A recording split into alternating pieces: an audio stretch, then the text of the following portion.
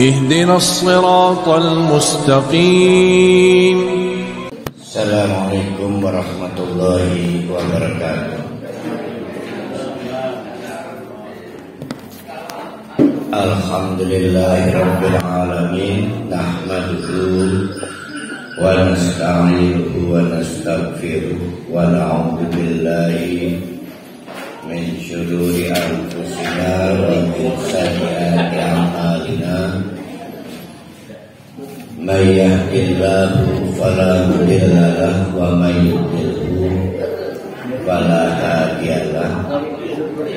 Asyhadu an la ilaha illallah wa asyhadu anna Muhammadan abduhu wa rasuluh la nabiyya ba'da.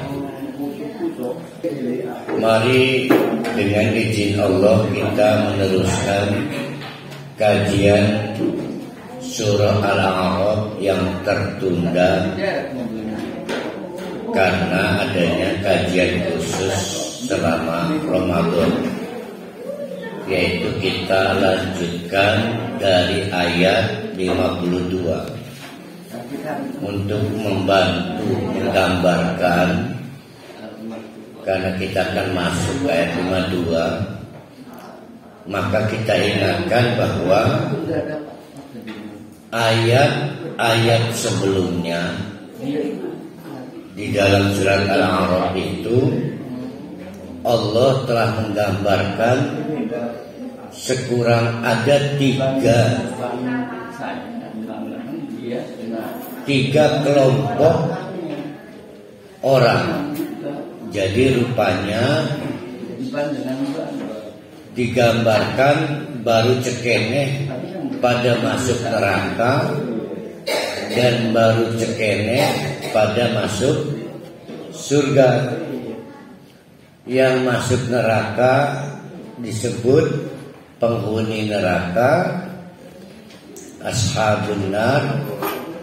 Yang masuk surga disebut penghuni surga, ashabul jannah. Belum semua masuk dan masih tersisa banyak belum ke surga, belum ke neraka. Di suatu tempat sangat tinggi tempatnya, sehingga dari tempat yang sangat tinggi itu, orang-orang yang berada di tempat yang sangat tinggi itu bisa melihat bagaimana situasi yang dialami orang-orang di neraka.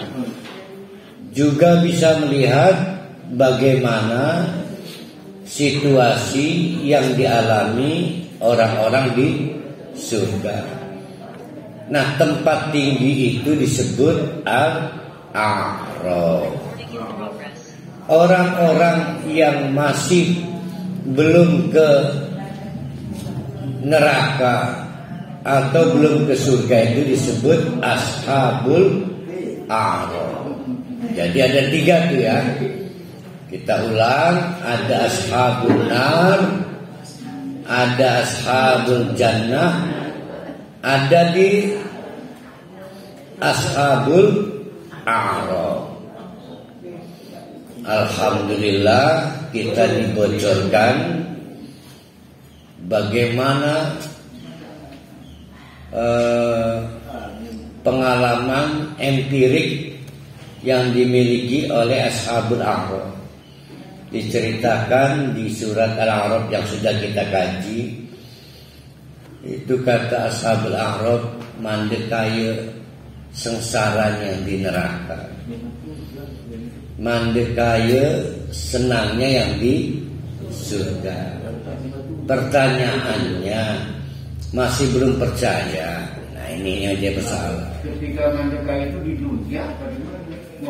Biasa di Al-A'raf. Nah, kita ulang lagi. Ayat-ayat sebelumnya kita telah mengkaji ada 3 situasi dan 3 kelompok orang. Yang pertama, situasi menderita yang dialami ashabul nar, tempatnya di neraka. Yang kedua, situasi menyenangkan yang dialami ashabul jannah, tempatnya di surga. Nah, di antara dua tempat dan dua kelompok orang itu, belum semua masuk neraka, belum semua masuk surga. Ada juga yang masih tertahan di suatu tempat yang tinggi, namanya Al-A'raf. Ya, di akhirat bisa. Orang-orang itu disebut ashabul a'raf. Mereka belum dimasukkan ke neraka dan juga belum dimasukkan ke surga. Kata ashabul a'raf, ya Allah, alangkah menyenangkannya berada di surga, dan alangkah menderitanya berada di neraka. Pertanyaannya, percaya tidak kita pada informasi Allah mengenai pengalaman empirik ashabul a'raf itu? Nah, surat Al-A'raf akan bicara itu sebetulnya. Banyak orang-orang tidak percaya. Ada pembesar di negeri ini, saya lupa lelaki apa perempuan, jangan ngomong soal mati, om belum pernah mati. Kalau diruntut, jangan ngomong soal neraka, soal surga, wong belum pernah ada. Kalau diruntut lagi, orang ini tidak mau percaya begitu saja sebelum ada bukti. Tuh, ya. Nah, bukti itu di dalam bahasa Al-Quran disebut takwil. Nah, kita akan masuk ke situ ya. Ini kan ayat 52 ya, kita mulainya. Takwil itu cerita bukti. Ya, takwilun yang akan dibahas ini sebenarnya. Takwilun.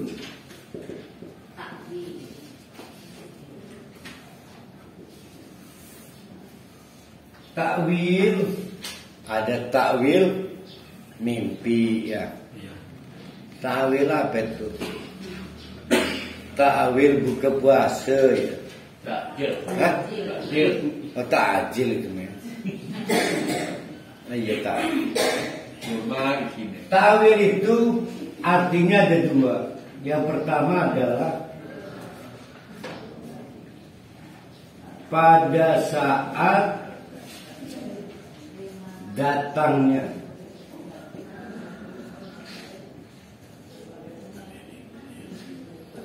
yang kedua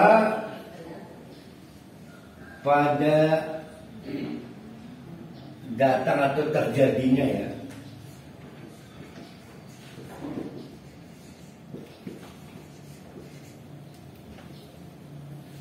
Yang kedua substansi.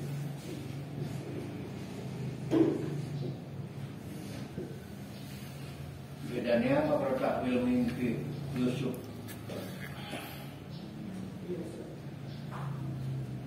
Parohali mimpi mangan manggis. Parohali bertanya, takwilnya apa itu Ustaz? Itu bisa dua kemungkinan. Pada saat datangnya kejadian itu apa? Pada saat terjadi itu apa?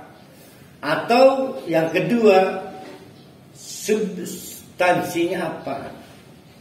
Atau hakikatnya apa? Pernah tidak bapak-bapak ibu-ibu meminta bukti kepada Allah kalau anak saya tidak sembuh, apa gunanya saya ibadah pada Allah? Nah, itu juga sama, disebut dengan takwil. Jadi pada dasarnya kita dan yang digambarkan di dalam surat Al-A'raf ini sama. Kita mempertanyakan manfaat ibadah dan taqarrub kita kepada Allah, sementara begitu banyak kesulitan kita hadapi. Maka takon apa gunanya ya salat ya, tetep baik CPNS orang lulus, ngeduk lawan bengi tetep baik oleh laki anak perawan ditegur kelan uang bibi ini sing bener gak ngedoani aja mana ngeduk salat maca Quran infak wis tak lakon di anak kita ini nak sing ngelamar itu sama dengan takwilun juga. Nah, kita akan bicara surat Al-A'raf di situ. Mari kita mulai dari ayat 52. Nanti kita masuk ke takwilnya. Walaqad ji'nahum bikitabin. Nah, itu bin berarti tanwinnya. Maka dibunyikan binnya itu. Jangan walaqad ji'nahum bikitab. Bukan. Karena para ulama nahwu meyakini bunyi bin tanwinnya itu menunjuk kepada makna keagungan. Maka dia tidak bil kitabi, tapi bi kitabin nakirah. Ada keistimewaan, ada keagungan. Walaqad dan sungguh-sungguh ji'nahum kami Allah bersama para malaikat, bersama para rasul, bersama para utusannya yang datang kepada mereka. Mereka itu siapapun, yaitu subjek dakwah. Mana yang lebih mudah? Kita datang ke majelis ta'lim ini sing serah hijau Bu Salma, sing Bayangkara Bu Rohaya, penancangan muter rel melanggar nih kadang-kadang ya. Ini robos rel kannya. Robos karco. Ini melanggar tetap Pak. Nih tulisan selamat datang. Kota Serang kenapa tulisannya kan diperhatikan? Katuran rawuh malih. Katuran rawuh malih ing Kota Serang. Perlu usaha datang ke sini. Lebih susah, apalagi Pak Wawan dari bukan namanya penancangan, tetap penancangan. Ya Pak Wawan ya. Banjarabung. Kelurahannya. Banjarabung. Iya kan. Kelurahan. Oh iya yang nyebrang ke penancangan. Iku tampung penancangan. Di kelurahan penancangan itu Grand Krakatau ya. Walaqad ji'nahum, kami yang datang pada mereka. Kalau disuruh milih, lebih sulit datang ke Islam. Tapi ini Allah yang datang. Allah yang datang. Dulu ada perdebatan kiai-kiai dulu, dan saya cita-citakan juga sekarang, pengen jadi gentong. Nah jamaah itu bawa gayung, ngambil air di gentong-gentong itu. Lah kenteke berapa ribu, berapa kali sehari pun tidak ada habisnya ilmu dari gentong. Nah sekarang terbalik, gentongnya keliling lah di gayung. Saya nyebutnya ngamen. Ya kayak saya kayak ngamen. Konon menurunkan tingkat keberkahan ilmu. Keberkahan ilmu. Ya, gayung gentong marani gayu. Tapi kalau kita baca ayat ini yang benar itu walaqad ji'nahum, hendaknya para rasul itu susuh gegelati, lamun lagi turut tanyakan, lagi orang bisa ngerungu, dikon ngerungu, didatangi, bukan menunggu didatangi jamaah atau umat. Jadi sejak awal, sejak zaman Nabi Adam, yang namanya utusan Allah itu mendatangi umatnya sampai detik ini. Tidak bisa ada yang mengklaim hari ini, saya belum tahu ternyata agama Islam itu adalah satu-satunya agama yang diridhoi oleh Allah. Enggak bisa. Walaupun saat ini yang bersangkutan sedang dalam posisi memeluk agama lain.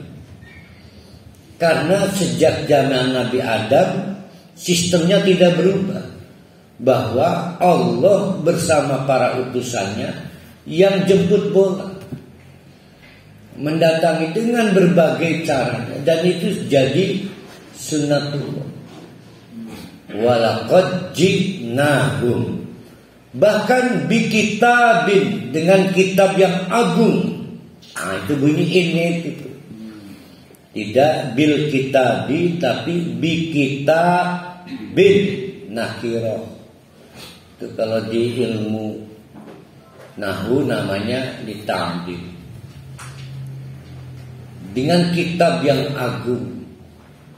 Kitab yang agung itu boleh jadi susul menyusul. Ada Taurat disusul dengan Zabur, lalu Injil, lalu Al-Quran. Jadi keagungan kitab Allah itu karena susul menyusulnya itu bikitab. Bahkan fassalnahu ala ilmin, dibuat perincian oleh Allah. Baik melalui ayat-ayat ini, yaitu 6.666 ayat, ataupun dengan cara Allah mengutus utusannya.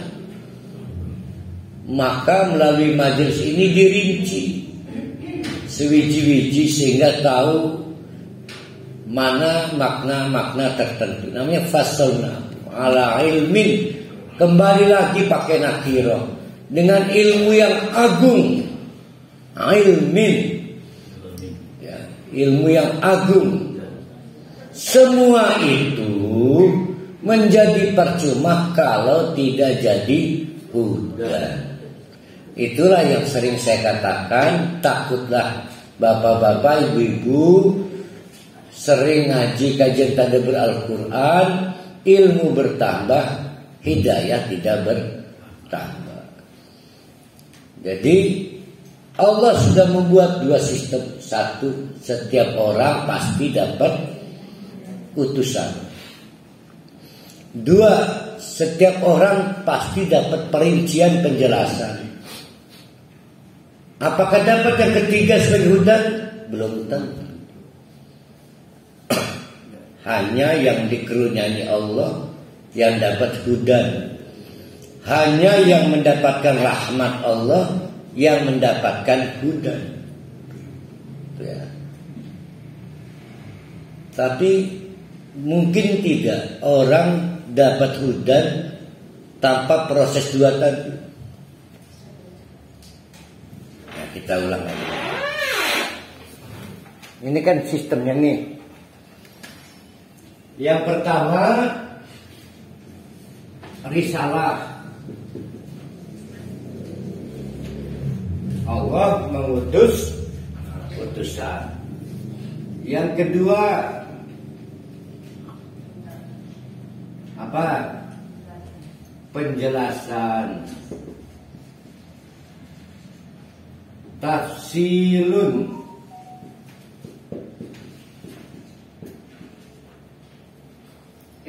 Yang ketiga, hidayah.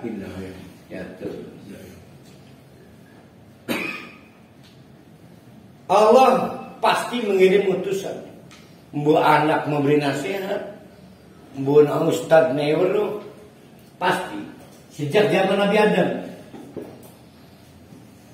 Allah juga fassalna ala ilmin, membuat perincian supaya kita paham bahwa ke kanan itu baik, ke kiri boleh. Barulah yang ketiga menjadi dengan syarat fabirahmatin. Kalau dikerunyangi Allah. Pertanyaannya, mungkin nggak orang dapat hidayah tanpa ini, tanpa utusan, tanpa pengetahuan? Pengetahuan itu ngaji. Mungkin nggak mungkin, karena sistemnya begitu. Berarti ada 4 tahapan. 1, Allah aktif mengutus utusannya. 2, Allah aktif menjelaskan risalahnya. Aktif. Yang ketiga, Allah memberikan hidayah. Yang keempat, Allah tidak putus memberi hidayah kepada hambanya sebagai bukti rahmat Allah. Kok ada yang bid'ah? Berarti lagi dikerunyangi Allah. Maka ditegur oleh para halim. Lur sayang, amal tapi amal salah, tapi nggak mau menerima. Diterangkan lagi sama para halim, begini, tapi nggak mau menerima. Nah itu hanya rahmat Allah lagi dicabut. Nah itu gampangnya seperti itu. Pertanyaan para halim, pertanyaan para halim, buneng yati enda. Bagaimana syarat rahmat Allah itu? Rahmat Allah itu hanya turun liqaumi yuqinun. Liqaumi yu'minun. Kalau percaya. Yang enggak percaya ya udah. Percaya enggak bahwa menurut cerita Ashabul A'raf menyedihkan ahli neraka itu dan menyenangkan ahli surga itu? Percaya enggak? Kalau enggak percaya, maka karena enggak percaya, kata Allah, saya juga enggak perlu ngerunyanyikan. Kamu enggak butuh ketergantungan pada saya. Mau ke kanan dola silahkan, mau ke kiri menyenangkan ya silahkan. Saya ketemu di jalan dia. Jadi syarat rahmat Allah itu datang yu'minu. Seberapa percayanya bapak-bapak ibu-ibu? Kadang-kadang percaya, kadang-kadang tidak. Karena dalam perjalanan ibadah kita sekalipun, termasuk saya ini, itu selalu butuh ta'wil. Ta'wil itu artinya daya tawar pada Allah. Allah apa gunanya salat? Dia motoran baikin ke naik pangkatnya mobil. Uang mesti ganti warna mobil. Saya mau motor warnanya hilang pisan kan. Busam. Padahal salat sudah luar biasa. Dan ta'wil. Kalau arti ta'wil itu 2 tadi. Yang pertama adalah saat datangnya atau saat terjadinya. Yang kedua adalah substansi. Kita lanjutkan. Hal yang duruna. Fi'il mudhari yang duruna. Itu orang-orang yang sulit percaya itu apa mereka menunggu? Illa ta'wilahu. Nah, primen cara nerangkan ini. Halnya di situ itu negasi. Negasi itu apa? Question tag ya. Kalau ada hal, ada ilah, itu artinya negasi. Berarti mereka tidak menunggu kecuali takwilnya. Hal yang duruna illa ta'wilan. Emang mereka nungguin takwil? Mereka nungguin bukti bahwa neraka itu benar wujud ada. Mereka menunggu bukti melihat dengan mata kepala sendiri bahwa ahli neraka itu menderita. Lalu kita tarik ke kita yang percaya neraka, percaya surga, juga kita minta bukti kapan terjadinya, kapan datangnya, yang disebut dengan faedah ibadah. Itu namanya takwil. Jadi orang-orang dulu itu lebih percaya dunia daripada akhirat. Digebuk lalu, ditonjok lalu, nggak punya uang meringis, punya uang senang. Itu lebih konkret. Ya, surga neraka itu apa ya? Coba sih kapan datangnya, mana buktinya, bagaimana kejadiannya, apa sih substansinya. Sekarang mari kita perhatikan ayat begini. Orang yang gibah, fitnah, gibah itu apa tuh? Ngomongin jelek itu apa? Gibah. Orang yang ngomongin jelek orang lain itu sama dengan memakan bangkai, ya. Apakah Bu Neng mau nunggu makan bangkai dulu baru percaya? Maksudnya itu. Ya kan ada kan? Nah, itu namanya takwil. Coba dimakan bangkai itu, wih benar Ustaz, nggak enak Ustaz, ngelatih. Orang yang memakan harta anak yatim yakulu fi butunin naron. Apa mau nunggu bukti melihat orang yang makan harta anak yatim ternyata di perutnya ada api? Belum percaya bahwa Allah itu maha mampu. Nah itu sama dengan keadaan kita, termasuk saya lah. Kadang-kadang ngelamun kapan jadi presiden kita kini. Salat tahajud, puasa sunnah, jadi presiden ganti amat ya. Kita menantang Allah seolah-olah kita punya daya tawar pada Allah. Minta takwil. Nah, makanya takwil itu artinya dua. Kapan datang dan bila mana terjadinya. Atau makna kedua yaitu substansinya apa. Kalau kita artikan takwil itu substansi, berarti terhadap makna-makna kinayah, metafor. Contoh, yakulu fi budun narat, itu hanya perumpamaan.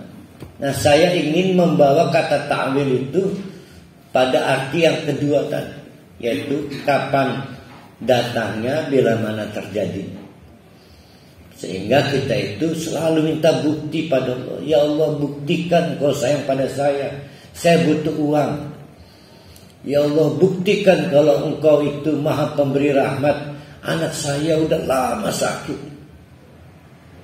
Nah itu namanya takwil. Nah berarti sama dengan udahlah Pak Presiden jangan banyak ngomong. Saya minta bukti, berarti gak percaya pada Pak Presiden. Berapa persen gak percaya? Bisa 75, bisa 90. Baru percaya kalau sudah ada bukti. Orang minta bukti itu berarti tidak percaya. Nah yang jadi masalah tidak percaya pada Allah. Ya, yang jadi masalah. Hal yang duruna illa ta'wilah. Mereka itu orang-orang yang sesat itu selalu saja minta pembuktian kepada Allah atas segala sesuatu yang memang diancamkan dan dijanjikan oleh Allah. Yauma yati, padahal lamun tah yauma pada hari itu yati datang ta'wilahu pembuktiannya alladzina nasuhu min qablu, yang dulunya menganggap remeh saja ngambil lah.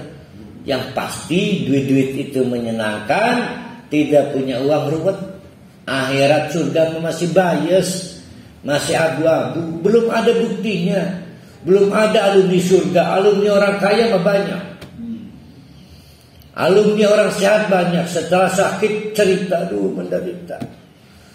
Setelah miskin baru cerita, aduh aja pernah ngalami jatuh miskin. Alumni surga belum ada, alumni neraka belum ada. Yaitu alladzina nasu min qablu qad ja'at rusulu rabbina bil haqq. Iya Allah, nyesel ya. Sebetulnya kami telah didatangi Rasulullah. Nah itu yang pertama tuh, sunatullah. Ngaku saya. Ditanya malaikat, kenapa kamu mau masuk neraka? Emang belum pernahkah Allah mengutus utusan? Iya, sudah datang utusan Allah bil haqqi, dengan cara yang benar. Nah percaya ini pada dialog ini, bahwa nanti di akhirat orang tidak bisa membantah. Pada dasarnya agamanya apapun itu pernah didatangi utusan Allah. Falana min syufa'a fa'ulana. Andai kata ada yang bisa menolong kami, tapi faktanya tidak ada yang bisa menolong. Kenapa itu? Karena pada waktu di dunia mereka melupakan Allah, maka dilupakan oleh Allah di akhiratnya. Karena pada waktu di dunia melupakan utusan Allah, maka di akhirat juga dilupakan utusan-utusan Allah. Padahal utusan-utusan Allah memiliki peluang memberi syafaat. Tuh ya. Au nuraddu fa na'mala ghairal ladzi kunna na'mal. Atau andai kata waktu ada, tapi pengen balik lagi ke dunia, pengen beramal lagi, terlambat. Karena di akhirat bukan waktu bekerja, bukan waktu beramal. Waktu beramal itu sekarang, waktunya nggak panjang ya, kecuali kita memohon pada Allah, ya Allah berilah waktu sedikit lagi, pengen beramal ya sekarang, nanti mudah nggak bisa. Per hari ini mudah-mudahan 15 tahun lagi lah yang makan Quran 15 tahun bisa jengawayu mani wis fokus ibadah bae. Nah iya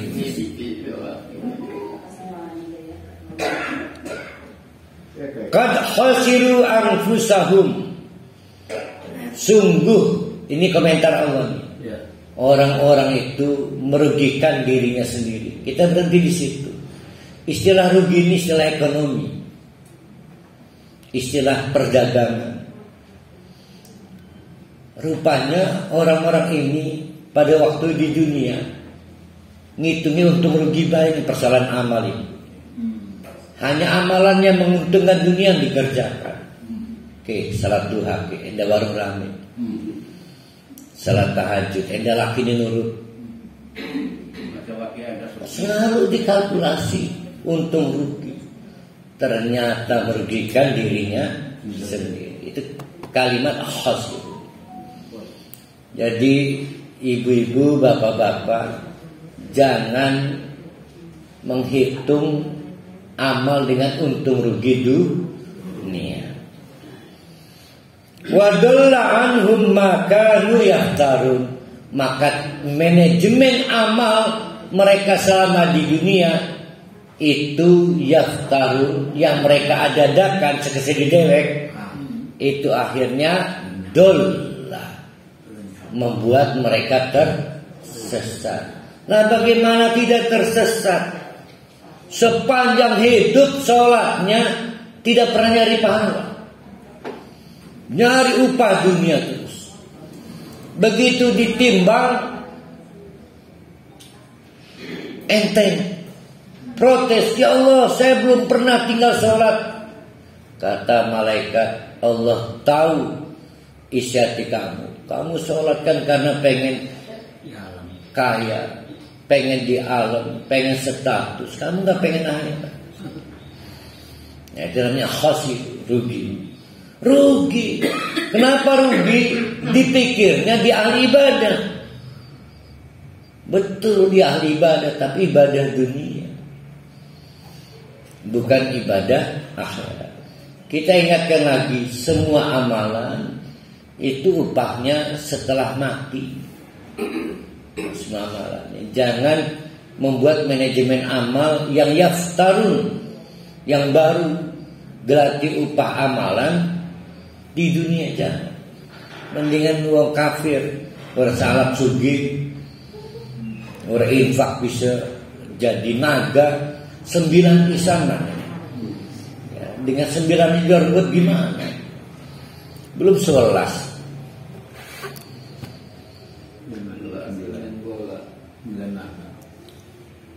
Kembali ke kata rahmatun, belas kasihan Allah. Kita harus meyakini kata rahmatun itu sampai ke akhirat nanti. Digambarkan termasuk para khalid sekalipun itu akhirnya tidak bisa masuk surga dengan amalan para khalid, tapi dengan belas kasihan Allah. Kerunyang dalam para khalid mutamantin beramal, kerunyangannya para khalidnya. Nah, jadi kita butuh rahmat. Bagaimana cara menunjukkan kita butuh rahmat? Ya akuilah Allah ini maha agung. Nanti wujudnya dalam bentuk doa. Mari kita baca ayat kita. Maka Allah menegaskan, inna, karena sesungguhnya Rabbakum, Tuhan yang memelihara kalian itu bukan presiden, bukan bupati, bukan wali kota, tapi Allahu Allah. Bukan orang tua kita, tapi Allahu Allah. Bukan dewa dan bukan siapapun, tapi Allah. Allah lah alladzi khalaqas samawati wal arda fi sittati ayyam. Allah adalah yang menciptakan langit dan bumi dalam 6 tahapan. Wallahu alam apa yang dimaksud 6 tahapan. Para ilmuwan yang kemudian terjemahkan jadi makanya tapi tidak mempengaruhi ayat ini. Kemudian diterangkan apa? Tetap Allah itu maha agung. Sumastawa alal arsy, dan kemudian Allah bersinggasana di arsy-Nya. Yugshil lailan naharo, setiap harinya Allah senantiasa menutupkan malam ke siang, sehingga siang tidak selamanya seharian, atau semingguan, atau sebulanan, atau sementahun, awan baik. Cobalah mentelak Allah nutupakan malam ke siang, itu gawat. Kalau puasa panjang waktunya, karena tidak ketemu huruf. Tapi Allah itu maha berkuasa, sehingga yang bisa kita lihat itu malam ditutupkan oleh Allah ke siang. Maka pada waktu Bune ngelihat air, udah peteng ya, udah peteng tuh mau malam. Itu peristiwa sederhana. Kalau mau begini, kita rubah paradigmanya. Asar kita nebak ke anak, teh, Allah kira-kira nutupkan siang gak ya? Kenapa mama khawatir? Allah nggak nutupkan malam, intinya siang terus ke malam-malam. Ya suka-sukanya Allah, tapi Allah kan maha kerunya. Sebab kalau nggak malam-malam laura turu gengkone. Maka Allah nutupkan malam, dimulai dengan matahari terbenam. Jadi bukan, nggak bisa juga kita ngomong mengkese sorean yang rada adem ke sohor kayak badan dewek sing ngatur matahari. Semua adalah kekuasaan Allah. Yaqlubuhu hasisan, di mana Allah menutupkan malam ke siang itu hasisan dengan cara yang cepat. wasyamsa wal qamara wan nujuma musakhkharatin bi amrihi.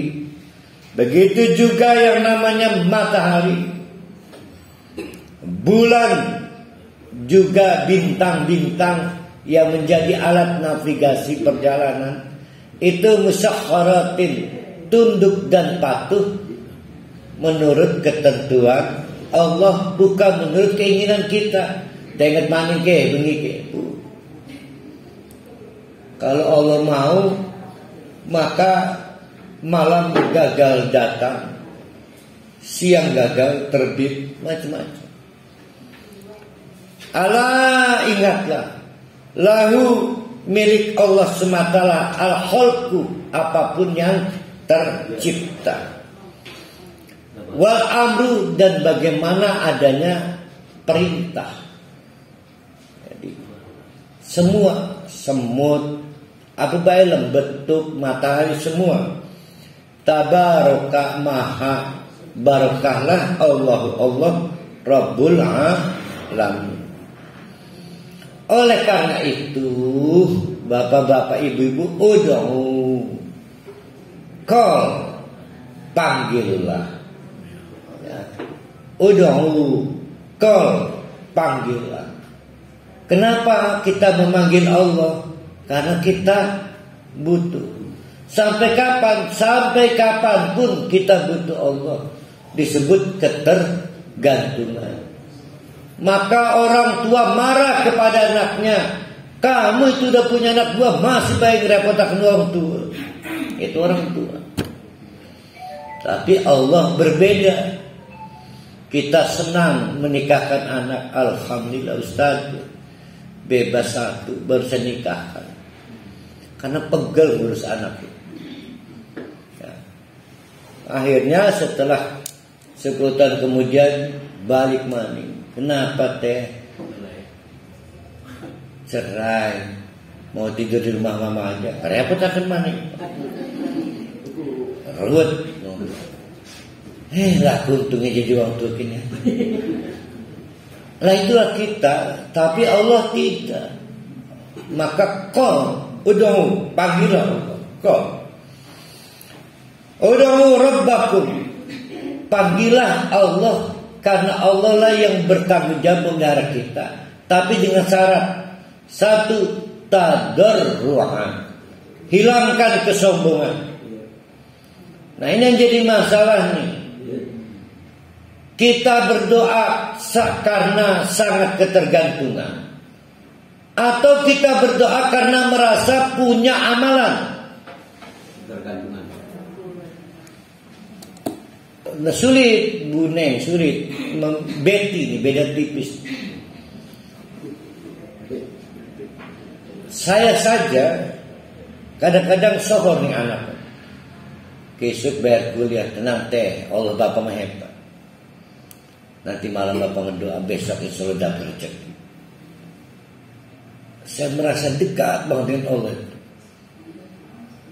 Merasa rasanya kita kena akal amalan kita. Berarti tidak tadarru'. Beda kan? Beda tipis kan? Jadi tunjukkan bahwa kita gak punya apa-apa. Ustaz, bagaimana kalau kita wasilah? Saking kepepet. Jadi wasilah amal, cerita yang di dalam gua atau gua kan nih? Gua itu saking kepepet, saking butuhnya. Pak Jokowi ngedur, Pak Jokowi lagi Pak Jokowi kepleset tak tulung kan? Saking kepepet kan? Jadi saking kepepetnya, saking butuhnya. Nah itu namanya tadarru'. Tunjukkan rasa butuh kita pada Allah. Jangan merasa ahli ibadah maka ngedukung. Maka datanglah orang ustaz mah ibadahnya bagus, tolong saya tenang, gue bengi tanda kakak. Gitu kan? Maka gawe pelang, terima wasilah doa. Nah itu namanya tidak tadarru'. wa khufyatan. Ayo kita perbaiki sekarang khufyatan. Saking cinta matinya saya pada istri, saya tuh ngomong berbisik aja istri saya udah tahu. Saking cinta mati. Aduh udah tahu. Pasti istri saya mendengar saya manggil dirinya, bukan manggil perempuan lain. Tunjukkan rasa dekat pada Allah itu. Nah, khufyatan itu maksudnya ikatan batin pada Allah. Nah, selama ini khufyatan diartikan aja kegemboran. Memang salah satu buktinya sehingga kegemboran itu namanya tidak punya ikatan batin. Itu salah satu buktinya. Tapi substansinya khufyah itu ikatan batin intim. Ya, khufyah. Kenapa bergemboran? Ya saking gak merasa ikatan batinnya baik. Wah ini kegemboran ibu nih. Kan pasti buah kurang ini sepurang. Saking punya ikatan batin. Tapi kepada ibu-ibu tetangga aja kalau terbu nggak punya ikatan batin. Nah itu namanya khufyah. Jadi tidak melulu bentuknya berdoa suaranya lirik, bukan. Jadi yang pertama adalah tadarruan, tunjukkan ketergantungan kita pada Allah. Wa khufyatan, tunjukkan ikatan batin kita kepada Allah dalam waktu berdoa. Mana itu? Innahu la yuhibbul mu'tadin. Karena Allah tidak senang dengan orang yang melampaui batas. Bagaimana tidak melampaui batas? Wong tua dianggap batur. Allah tidak dipernahkan ngejaluk lah ke gede. Ya Allah, saya ini udah nyalon ketua RT kalah, masa iya nyalon presiden kalah lagi? Melampaui batas enggak? Melampaui batas. Lah perbandingannya orang-orang Apple ke Apple. Ya Allah, nyalon ketua RT kele, piraku nyalon pilpres kele maning. Kan enggak Apple deh, namanya mu'tadil. Maaf, ini maaf. Ada orang, ini masalah maaf ini. Sebelumnya minta maaf karena kisahnya. Salat maghrib, maka jahar rakaat pertama, rakaat kedua, nangisan baik. Rakaat pertama nangis. Yang saya ingat Lesti lah lagi nyanyi. Pokoknya lah Lesti nyanyi pasti nangis. Apa lagu Keramat atau apa baik. Rakaat kedua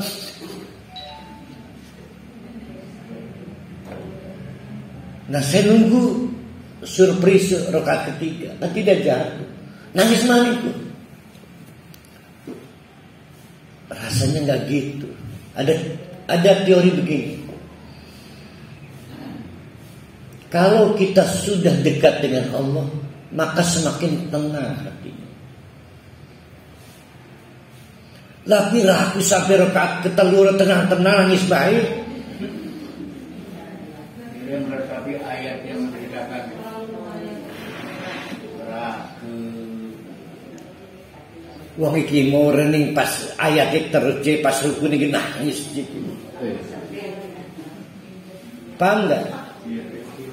Kalau kita itu semakin dekat dengan Allah, maka sakinah turun.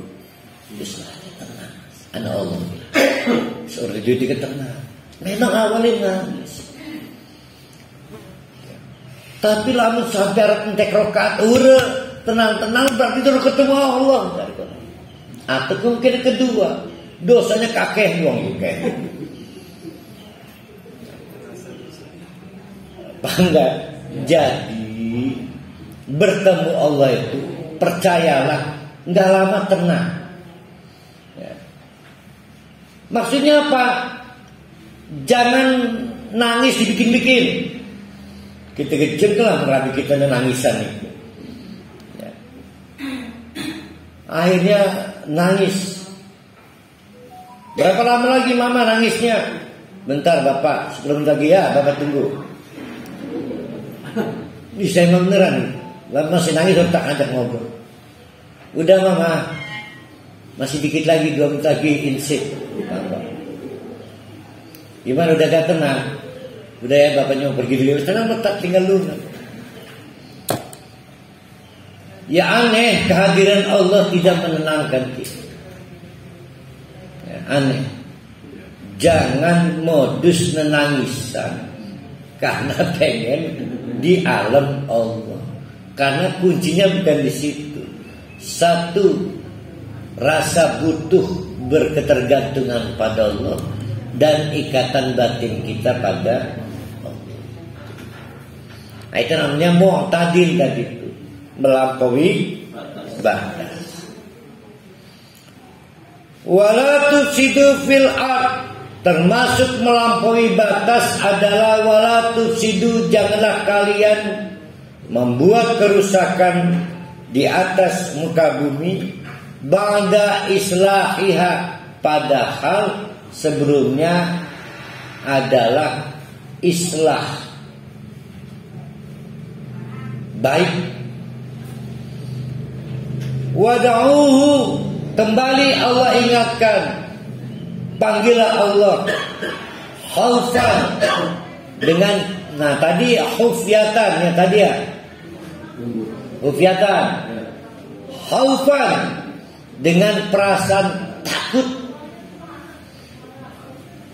Ayo, takut apa ini? Takut miskin, takut menderita, takut rahmat Allah putus. Kan kita di dunia rahmat Allah nih. Khaufan, takut rahmat Allah putus, tiba-tiba mati, tiba-tiba sakit. Wa tama'an, dan juga harap cemas, karena nggak ada yang bisa lagi kecuali Allah. Wa tama'an itu turunan dari tadarru'an juga. Lihat, inna rahmatallahi inna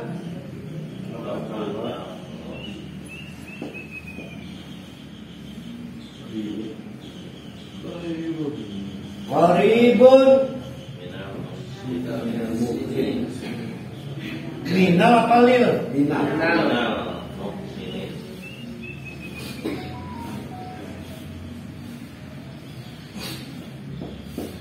Nah, kita mau eksplor dulu kata dulu. Akhirnya dibuat penegasan oleh Allah. Berdoalah karena takut rahmat Allah putus.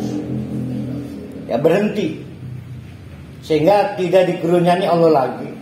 Tapi jangan khawatir, kalau pengen rahmat Allah itu gak putus, termasuk dia tadi, jadilah al-muhsinin. Sekarang saya mau buat ilustrasi. Ini rahmat, ini al-muhsin.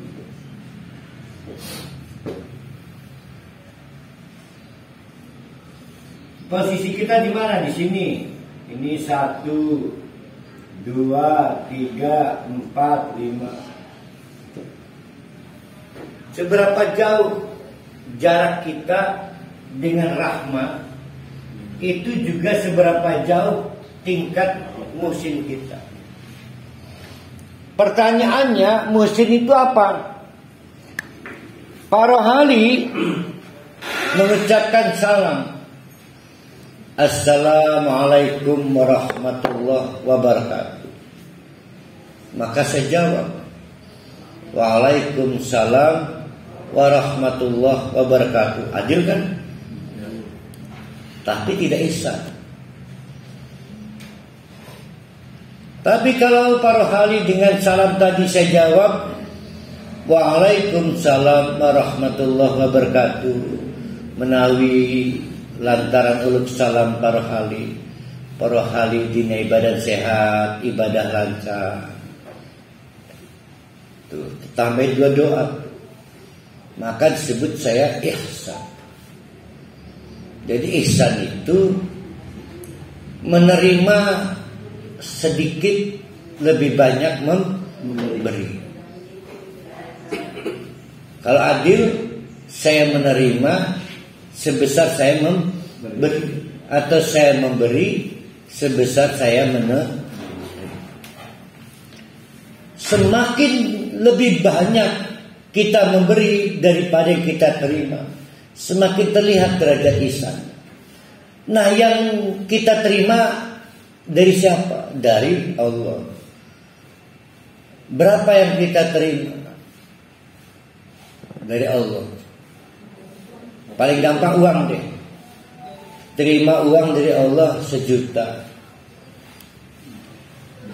Kita keluarkan berapa? 3 juta. 2 juta enggak ada. Kita keluarkan 600.000. Udah hilang tuh 100.000 kitanya.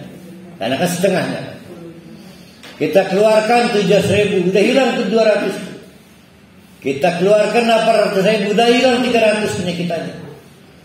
Nah, semakin yang kita hilang, semakin besar kita memberi pada Allah, semakin Allah memberi belas kasihan. Nah, itu namanya muhsin.